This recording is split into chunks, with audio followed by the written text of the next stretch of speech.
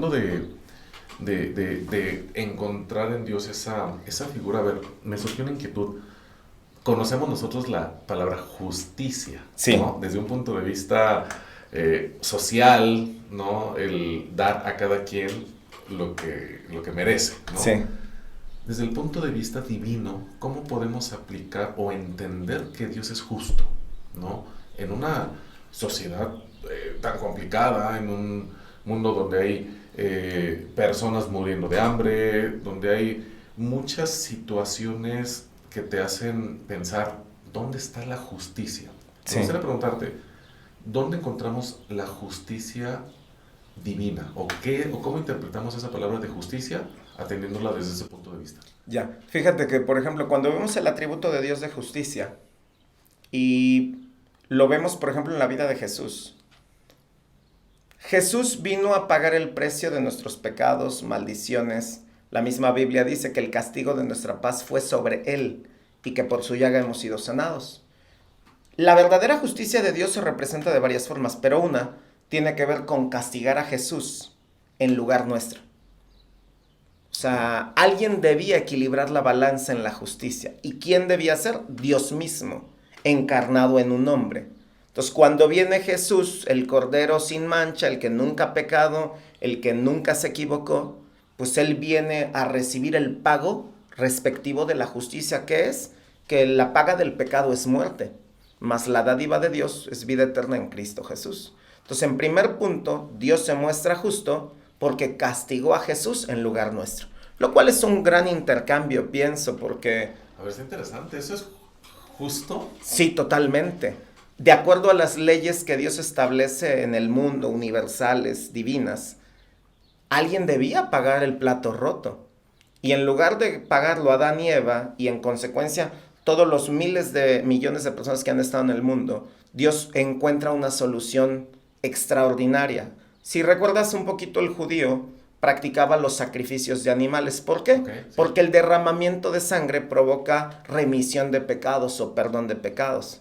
Entonces, Dios se dio cuenta que el judío también ya había entrado a un sistema como mañoso y perverso de que, pues bueno, pues ya, Dios nos perdona, hay que llevar el becerro. La Biblia da una descripción de qué tipo de becerro debería ser sin imperfecciones, debía ser lo mejor, debía ser el primero, el primogénito, que habitualmente es el más grande. Y entonces el judío comienza a mandar lo feo, lo magullado, ahí todo feo.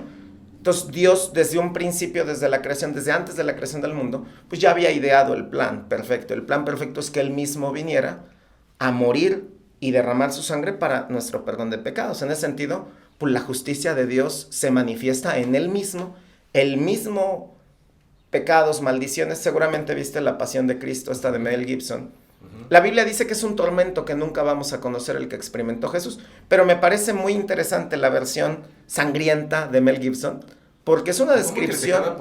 Precisamente por eso, ¿no? Por darle ese toque de realismo, además, porque el romano era experto en torturas, tenía los sistemas más avanzados de tortura de la época. Entonces, lo que pasa en la película me parece que es algo muy cercano a lo que realmente aconteció. Okay.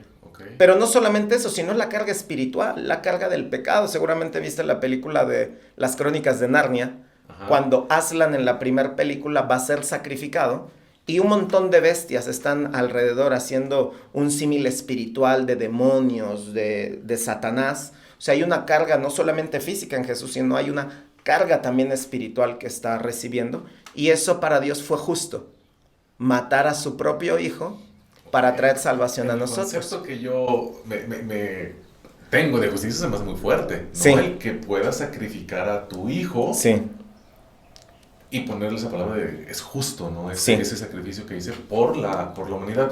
Eso no me crea a mí un sentimiento de deuda. Es decir, si Dios sacrifica a su hijo, no de pronto me genera chinga, ahora le debo esto, sí, y por eso debo como, no quisiera poner la palabra someterme, ¿no? Sino que seguir los lineamientos que él da en ese sentido, porque ya hay como desde que existe esa figura de lo justo, ya hay como un sentimiento de deuda, ¿no? Es como si tu papá te dijera, te compré esto y ahora quiero que te portes bien. Sí. ¿No será como esa forma? Fíjate que me llama mucho la atención, de hecho todos tus ejemplos son muy, muy, muy buenos. Me dan la pauta a reflexionar también mucho a mí. Yo pienso que sí, te dan esa posibilidad porque para eso estoy aquí. Yo estoy muy agradecido con lo que Jesús ha hecho en mi vida, con lo que Dios ha hecho en mi vida. Yo estoy agradecido que tengo vida eterna. Estoy agradecido que poco a poco voy haciendo cambios en mi vida que me están impulsando a mi propósito de vida. Y yo en un agradecimiento hago un montón de cosas. Yo soy pastor por agradecimiento. Si bien no es por honorarios, porque es algo gratuito, es algo más desde mi ser para los demás. Es una vocación, ¿no? Que está en ti. Ajá. En ese sentido hago un montón de cosas de manera gratuita. El detalle tiene que ver que mi sentimiento, lo que yo siento hacia él, no condiciona el amor de Dios. Porque habitualmente alguien te dirá, yo hice esto por ti, ahora tú haz esto por mí. Exactamente, a eso me refiero. Ajá. Pero en el cambio Dios, el amor de Dios no está condicionado. Dios te ama. Y de hecho puedo decirte lo siguiente, Dios me ama a mí, Dios te ama a ti, igualito. No es como un padre que tiene un hijo predilecto, un hijo consentido de que, Jaime va muy bien, le está echando muchas ganas, este sí lee, este sí ora, este sí evangeliza, entonces lo voy a amar más. No, la palabra dice, de tal manera amó Dios al mundo que ha dado a su hijo unigénito, para que todo aquel que en él cree no se pierda, mas tenga vida eterna. Dios nos ama tal cual. Ahora, eso no nos impide, pues, darle un poco de lo mucho que él nos ha dado. Yo, por ejemplo, tomo espacio para agradecerle a Dios todos los días, el vestido, el calzado. Hoy voy a tener la bendición de agradecer por tu vida, agradecer que me permites estar aquí con tu audiencia, pero todo el tiempo estoy desde el agradecimiento, ¿no? Y sé que esta deuda es impagable como tal, pero pues finalmente ya lo hizo y yo lo acepto. ¿Quién soy yo para negarme a lo que ya hizo Dios? Lo mínimo que puedo hacer, en mi punto de vista, es aceptar lo que ya me concedió, ¿no?